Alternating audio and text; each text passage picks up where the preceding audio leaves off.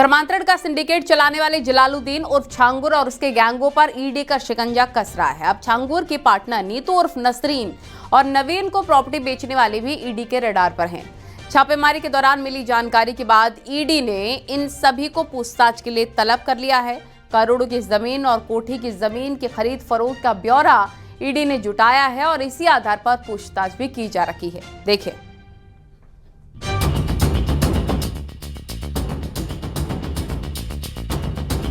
धर्मांतरण सिंडिकेट के सरगना जलालुद्दीन उर्फ छांगुर और उनके करीबी नवीन और नीतू उर्फ नसरीन के जमीन सौदों की जांच अब बेचने वालों तक पहुंच गई है। जिन लोगों ने धर्मांतरण सिंडिकेट को जमीन बेची थी, उन पर ईडी ने शिकंजा कसना शुरू कर दिया है। जमीन बिक्री से जुड़े दस्तावेजों के साथ कई लोगों को ईडी कार्यालय में पूछताछ के लिए तलब किया गया है। पिछले दिनों ईडी की टीम ने बलरामपुर में छांगुर के ठिकानों पर छापा मारा और तलाशी ली थी। ईडी के अफसरों ने छांगुर के गुर्गों को संभलने तक का मौका नहीं दिया। इस दौरान छांगुर के मधुपुर कोठी के अलावा उनके पैतृक गांव में भी ईडी के अफसरों ने छापेमारी के दौरान जानकारी जुटाई थी। 5 दिन की कस्टडी रिमांड के दौरान ईडी को गोलमोल जवाब देता रहा छांगुर ने ईडी से पूछताछ में बताया है कि सभी संपत्तियां और बैंक खाते नीतू उर्फ नसरीन और नवीन उर्फ जलालुद्दीन के नाम पर हैं। उसने ये भी कहा कि आगे की जो भी पूछताछ करनी है वो इन दोनों से की जाए ताकि वो बेहतर बता सकें अगर पुलिस को लग रहा है कि इसमें कुछ भी गलत हुआ है। अवैध धर्मांतरण के आरोपों से साफ साफ कन्नी काटी है छांगुर ने। जानकारी जुटाने के बाद ईडी ने अब छांगुर सिंडिकेट से प्रॉपर्टी की खरीद फरोख्त करने वालों पर नजरें टेढ़ी कर ली हैं। कोठी की जमीन बेचने वाले सगे भाई तलब 5 बीघा 13 बिस्वा जमीन 1.25 करोड़ में बेची। मधुपुर के पूर्व प्रधान जुम्मन भी 5 अगस्त को तलब। जुम्मन ने 42 लाख में नवीन को बेची थी जमीन।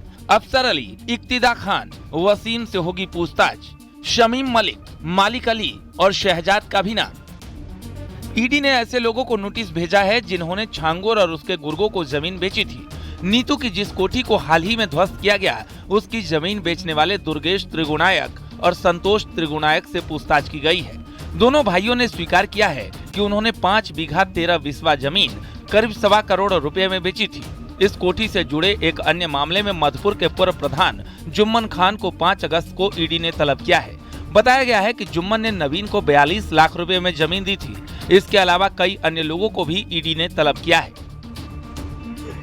जलालुद्दीन उर्फ छांगुर और उनके करीबी नवीन व नीतू उर्फ नसरीन के जमीन सौदों की जांच अब बेचने वालों तक पहुंच गई है। ईडी ने इन लोगों को जमीन बेचने वालों पर शिकंजा कसना शुरू कर दिया है। ईडी ने समस्त दस्तावेजों के साथ जमीन बेचने वालों को लखनऊ कार्यालय पर पूछताछ के लिए तलब किया है। गौरतलब है कि 17 जुलाई को ईडी ने छांगुर के करीबियों के 15 ठिकानों पर छापेमारी की थी। अब उन सभी को नोटिस भेजकर लखनऊ ईडी कार्यालय में पूछताछ के लिए बुलाया गया है।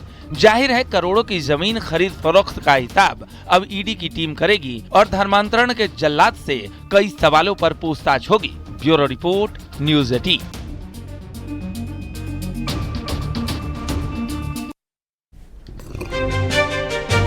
आगरा धर्मांतरण मामले में अब पुलिस को कई सुराग मिले हैं और इस गैंग के जो मास्टरमाइंड अब्दुल रहमान के फोन की जांच पुलिस को पाकिस्तान सहित दूसरे देशों के लोगों के नंबर पर मिली है जो कि अब्दुल रहमान के संपर्क में थे। इन्हीं लोगों के आदेश पर अब्दुल रहमान देश में धर्मांतरण के इस खेल को खेला करता था। कई सुराग मिल रहे हैं पुलिस को। इस गैंग के मास्टरमाइंड अब्दुल रहमान के फोन की जांच में बड़े चौंकाने वाले खुलासे हुए। आगरा धर्मांतरण मामले का मास्टरमाइंड अब्दुल रहमान से पूछताछ और उसके मोबाइल की जांच में पुलिस को कई अहम सुराग मिले हैं। अब्दुल रहमान के मोबाइल से पाकिस्तान सहित दूसरी कंट्रीज के भी नंबर पुलिस के हाथ लगे हैं। पाकिस्तान के लोगों के अलावा अब्दुल रहमान दूसरी कंट्रीज के लोगों के भी संपर्क में था और उन्हीं के आदेश पर पूरे देश में धर्मांतरण के इस काम को अंजाम देता था। लगातार पहले ही पुलिस पाकिस्तान के 2 इन्फ्लुएंसर्स के नाम बता चुकी है। इसके अलावा जब अब्दुल रहमान के फोन की पुलिस ने जांच की तो पाकिस्तान के अलावा कनाडा, दुबई और अन्य कंट्रीज के नंबर उसके फोन में मिले और इन नंबरों पर अब्दुल रहमान की कई बार बातचीत भी हुई है। मालेगांव 2008 ब्लास्ट केस में एक नया मोड़ आ गया है। जजमेंट कॉपी में बड़ा खुलासा हुआ है कि योगी आदित्यनाथ को भी इस केस में फंसाने की साजिश रची जा रही थी। एक गवाह ने कोर्ट में यह बयान देकर सबको चौंका दिया। इस खुलासे से पूरा मामला एक बार फिर से चर्चा में आ गया है। गवाह के मुताबिक कुछ लोग जानबूझकर साजिश कर रहे थे ताकि योगी आदित्यनाथ का नाम घसीटा जा सके। हालांकि कोर्ट ने माना कि अभी तक अभिनव भारत को बैन नहीं किया गया है और सरकार ने उसे आतंकी संगठन घोषित नहीं किया है। उन्नाव में हुई टप्पेबाजी की घटना के एक आरोपी ने सरेंडर कर दिया है। उन्नाव पुलिस ने एनकाउंटर के डरे आरोपी इब्राहिम उत्तराखंड के उधम सिंह नगर की कोतवाली सदर में पहुंचकर सरेंडर किया। आरोपी तख्ती लगाकर कोतवाली पहुंचा, बोला मैं आत्मसमर्पण करता हूं, कृपया मुझे गोली ना मारी जाए, अब मैं कोई अपराध नहीं करूंगा। इसके बाद कोतवाली पुलिस ने आरोपी को हिरासत में ले लिया है। गलती हुई सर, आज से बात गलती नहीं होगी सर, मुझे माफ कर दिया जाए सर। खुद सिलेंडर हो गया हूँ सर। सिलेंडर हो गए हो जी? ठीक है, अपराध करोगे अब? नहीं सर, आज से कोई गलती नहीं होगी सर।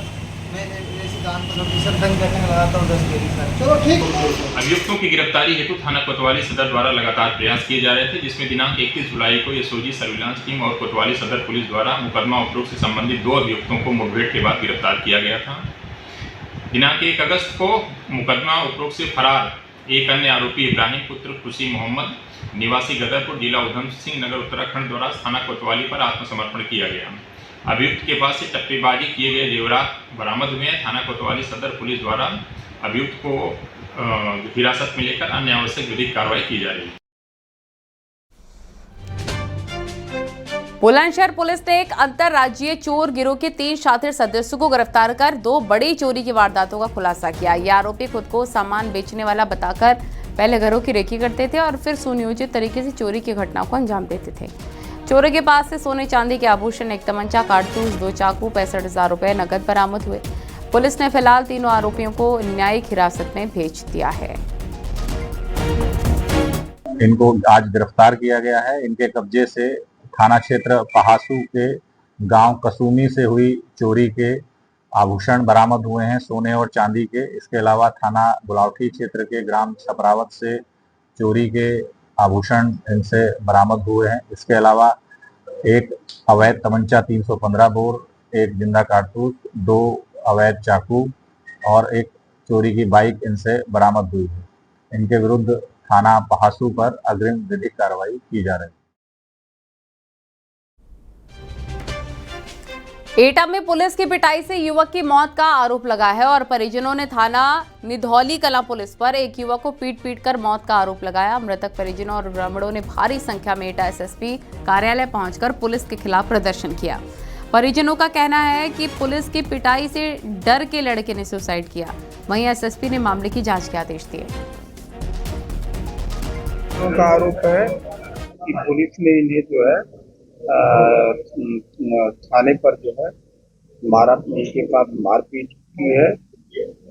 उस संदर्भ में हम जो है चूंकि आ चुके हैं और पूरा पोस्टमार्टम कराया जा रहा है। साथ ही साथ थाने पे लगे सीसीटीवी फुटेज पूरे खंगाले जा रहे हैं।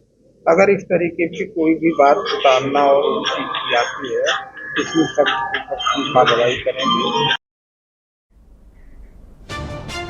खबरें जारी हैं, रुकेंगे बहुत ही छोटे से ब्रेक के लिए, जल्द हाजिर होंगे। आप देख रहे हैं न्यूज़ 18 उत्तर प्रदेश उत्तराखंड।